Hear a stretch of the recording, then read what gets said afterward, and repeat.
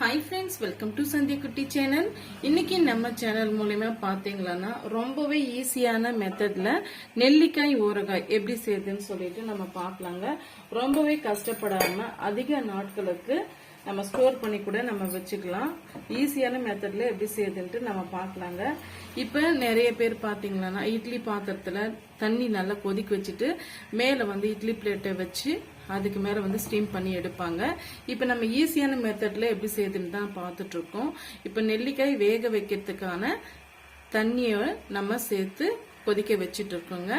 எந்த அளவுக்கு நெல்லிக்காய் எடுக்கிறீங்களோ அதுக்கு மேல ஒரு 2-3 இன்ச்சு அளவுக்கு எக்ஸ்ட்ரா தண்ணி இருக்கணும். தண்ணி நல்லா கொதிச்சு வருது பாருங்க. இந்த ஸ்டேஜ்ல உங்களுக்கு எந்த அளவுக்கு நெல்லிக்காய் வேணுமோ அந்த அளவுக்கு நெல்லிக்காவை சேர்த்துக்குங்க. அதுக்கு முன்னாடி நெல்லிக்காய் சேர்க்கறதுக்கு முன்னாடி நல்லா வாஷ் பண்ணிட்டு, ஒரு சில பகுதிகள் கருப்பாயிட்டு இருக்கும், பழைய நெல்லிக்காய் இருந்ததுன்னா அதெல்லாம் ரிமூவ் பண்ணிட்டு நீங்க சேர்த்து விட்டுக்குங்க. இந்த நெல்லிக்காய் பாத்தீங்களான்னா நம்ம ஊறுகாய்க்கும் பயன்படுத்தலாம், இல்ல ஜூஸாவும் நம்ம பயன்படுத்திக்கலாங்க. இப்ப நீங்க எம்டி ஸ்டொமக்ல நெல்லிக்காய நல்லா அரைச்சிட்டு ஒரு கைப்பிடி அளவுக்கு நீங்க கருவேப்பிலையை சேர்த்து நீங்க குடிச்சிட்டு வந்தீங்களா உங்களுக்கு நல்ல ஒரு ரிசல்ட் கிடைக்கும். அதிக பேருக்கு அந்த சர்க்கரைனுடைய அளவு அதிகமா இருக்குங்க. எம்டி ஸ்டொமக்ல நீங்க குடிச்சிட்டே வந்தீங்களா அந்த சர்க்கரையோட அளவு நீங்க குறைஞ்சு வரத நீங்க பார்க்கலாம். இப்ப நம்ம மூடி போட்டுட்டு ஒரு 10 இருந்து ஒரு 15 நிமிஷம் நல்லா கொதிச்சு வரட்டுங்க. கொதிச்சு வந்த பிறகு அந்த நெல்லிக்காயில இருந்து கொட்டையை நீங்கிட்டு அந்த சத பகுதியெல்லாம் நல்லா பிரிஞ்சு வரும். அந்த அளவுக்கு நம்ம வேக வச்சு எடுத்துக்கலாம். இப்ப ஹை ஃபிளேம்ல இருக்கட்டும். பாருங்க, ஒரு 15 மினிட்ஸ் ஆயிடுச்சு. இப்போ ஓபன் பண்ணி பார்க்கலாம். நானும் ஸ்டவ்வும் ஆஃப் பண்ணிட்டுங்க. இது போல வேக வச்சு எடுக்கும் போது சீக்கிரமாவே நம்மளுக்கு வேலை முடியுங்க. பாருங்க, நல்லா வெந்து வந்துடுச்சு. இது பாதி பாதியாவும் நல்லா பிரிஞ்சு வந்துடுச்சுங்க. பாருங்க, இது போல தனித்தனி பீஸுகளா நல்லா வெந்து வந்துருச்சு பாருங்க. இப்ப இதை நம்ம வடிகட்டி கொஞ்சம் கூட தண்ணிகள் இல்லாம வடிகட்டி எடுத்துக்கலாம். பாருங்க, ஒரு வடிகட்டியால நம்ம வடிகட்டி விட்டுக்கிட்டோம். இது முழுமையா ஆறி வரட்டும். ஆறி வந்த பிறகு கை பொறுக்கிற சூடு வரும்போது இது போல தனித்தனியா நம்ம பிரிச்சு எடுத்துக்கலாங்க. கொஞ்சம் கூட தண்ணிகள் இருக்கக்கூடாது. அதனால இது போல வடிகட்டியால நம்ம வடிகட்டி எடுத்துக்கலாங்க. அதுக்குள்ளார இதுக்கு ஒரு பொடி ஒண்ணு நம்ம ரெடி பண்ணணுங்க. அது என்ன பொடின்ட்டு பார்க்கலாம். இப்ப அதுக்கு ஒரு கடாய் ஒண்ணு வச்சுக்கிட்டேங்க. ஒரு 10 இருந்து ஒரு 15 காஷ்மீரி மிளகாய் நான் எடுத்திருக்கேன். இது எதுக்காக நம்ம எடுத்திருக்கோம்னா நல்ல கலருக்காகவும் மைல்டான ஒரு காரத்துக்காகவும் நம்ம எடுத்திருக்கோம். திரும்பவும் நம்ம மிளகாய் தூள் சேர்க்கணுங்க. ஆனா இது எதுக்காகன்னா நல்ல ஒரு கலர் நமக்கு கிடைக்கும். கொஞ்சம் லைட்டான தீயில வச்சு நம்ம வறுத்து எடுத்துக்கலாம். இப்ப எதுக்காக நம்ம வறுத்து எடுக்கிறோம்னு பாத்தீங்கன்னா இந்த மிளகாயில இருக்கக்கூடிய அந்த ஈரப்பதம் நம்ம ஊறுகாயில அப்படியே டைரக்டா சேர்க்கும் போது கெட்டு போயறதுக்கு நிறைய வாய்ப்பு இருக்குங்க. அதனால இது போல நீங்க வறுத்துட்டு அரைச்சிட்டு நீங்க சேர்க்கும் போது கொஞ்சம் கூட கெட்டு போகாது. 4 படை வச்சிருந்து கூட நம்ம சாப்பிடலாம். பாருங்க, நம்ம சேர்த்திருக்க மிளகாய் நல்லா வறுபட்டு வந்துருச்சு. நல்லா உப்பி வருது பாருங்க. இதுதான் கரெக்டான பக்குவம். இது ஒரு பிளேட்டுக்கு மாத்திக்கலாம். இப்ப அதே கடாயில 1 டீஸ்பூன் அளவுக்கு நம்ம வெந்தயம் சேர்த்துக்கலாங்க. இந்த அளவுக்கு சேர்த்துக்கிட்டா போதும்.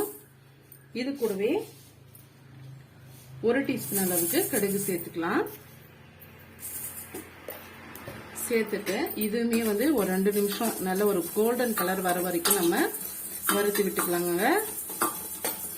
சிம்மில் வச்சு நீங்க வறுத்து விடுங்க. இல்லைன்னா டக்குன்னு கருகி போன மாதிரி ஆயிடும்.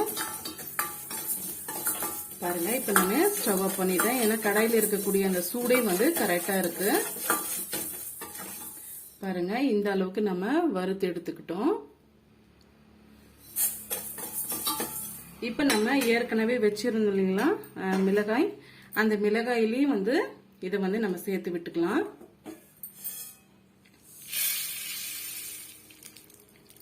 இப்ப இது முழுமையா ஆறி வரட்டும். ஆறி வந்த பிறகு பார்க்கலாம். பாருங்க, இப்போ நம்ம வேக வச்சு எடுத்துருக்கிறதுனால நல்லா வந்து தனித்தனியாக பிரிஞ்சு வந்துடுச்சு. இப்போ பெரிய பெரிய இது போல இருக்கிற பீஸுகள்லாம் நான் கொஞ்சம் வந்து பாதி பாதியாக நான் கட் பண்ணி எடுத்துக்கிட்டேன். அதை வந்து அதை நல்லா அந்த நம்ம சேர்த்துருக்கிற காரம் எல்லாமே வந்து நல்லா இறங்கணுன்றதுக்காக இது போல சின்ன சின்ன பீஸுகள்லாம் வந்து நான் அப்படியே விட்டுட்டுங்க. உங்களுக்கு அப்படியே இருக்கணும்னு நினைச்சிங்களா நீங்க அப்படியே விட்டுடலாம். இப்போ கொஞ்சம் கூட தண்ணிகள் இல்லாமல் நம்ம எடுத்து வச்சிருக்கோம். இப்போ நம்ம வறுத்து வச்சிருக்கோம் இல்லைங்களா, மிளகாயும் வெந்தயம் கடுகு இது எல்லாம் வந்து நல்லா ஆறி வந்துருச்சு. இதை வந்து நம்ம ஃபைன் பவுடரை அரைச்சி எடுத்துட்டு வந்துடலாம். பாருங்க நம்ம வறுத்து இருக்கிற மிளகாய் வந்து எவ்வளவு வந்து பொறன்ட்டு நல்லா நம்ம வறுத்து விட்டு இருக்கோம். இது போல வறுத்து விடும் போதுதான் நல்லா நைஸா அரைஞ்சு வரும்.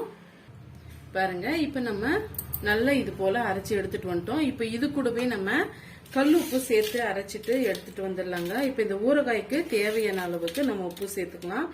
நான் வந்து 2 டீஸ்பூன் அளவுக்கு கல் உப்பு சேர்த்துக்கிறேன். அது போல சேர்க்கும் போதுதான் அதிக நாட்கள் வந்து கெட்டு போகாம நமக்கு ஊறுகாய் அப்படியே இருக்கும். நீங்க வறுத்துட்டும் சேர்த்துக்கலாங்க, உப்புமே வந்து வறுத்துட்டு சேர்த்துக்கலாம். இப்ப இதையுமே வந்து அரைச்சி எடுத்துட்டு வந்துடலாம். பாருங்க இது போல நல்லா வந்து நம்ம அரைச்சி எடுத்துட்டு வந்துட்டோம். இப்ப நம்ம வேக வச்சு எடுத்து வச்சிருக்க நெல்லிக்காயில சேர்த்து விட்டுடலாம். இப்ப நம்ம மிக்ஸ் பண்ணி விட்டுக்கலாங்க.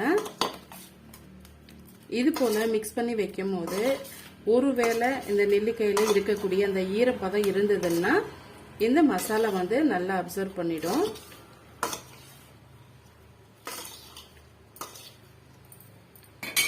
நல்லா இது போல குலுக்கி விட்டுக்குங்க.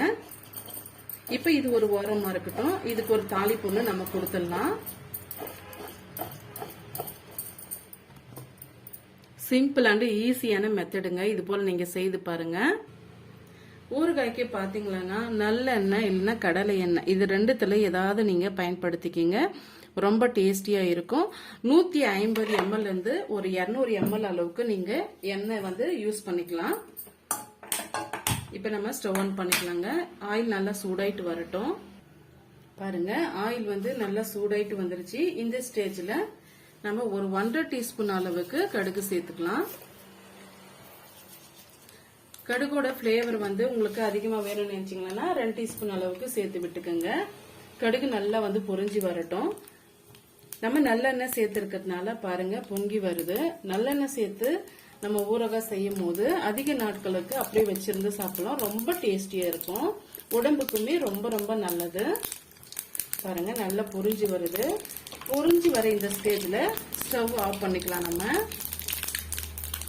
நம்ம சேர்த்திருக்க கடுகு எல்லாமே முழுமையா பொரிஞ்சு வரணுங்க. அந்த வெடிச்சத்தம் வந்து அடங்கின பிறகு இப்ப 2 டீஸ்பூன் அளவுக்கு வெறும் மிளகாய் தூள் வந்து நான் எடுத்து வச்சிருக்கேங்க. ஆல்ரெடி வந்து காஷ்மீரி மிளகாய் நம்ம சேர்த்திருக்கோம்.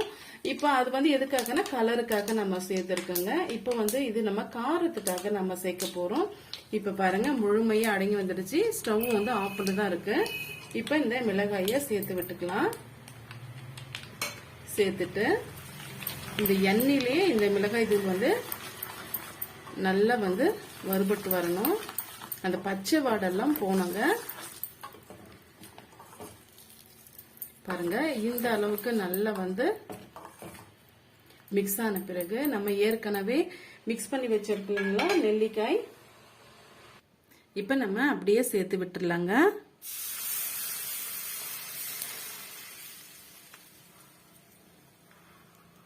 சேர்த்துட்டு ஒரு முறை நல்லா வந்து மிக்ஸ் பண்ணி விட்டுக்குங்க. இப்ப இந்த பிக்கிள் பாத்தீங்களா இன்னைக்கே நம்ம சாப்பிடக்கூடாது. இன்னைக்கு விட்டுட்டு நாளைக்கு விட்டுட்டு நாளை மறுநாள் வந்து நம்ம சாப்பிட்டோம்னா நம்ம சேர்த்திருக்கிற மசாலா எல்லாம் வந்து இந்த நெல்லிக்காயில அப்சர்வ் பண்ணிட்டு ரொம்பவே டேஸ்டியான நெல்லிக்காய் ஊறுகாய் வந்து ரெடி ஆயிடுங்க.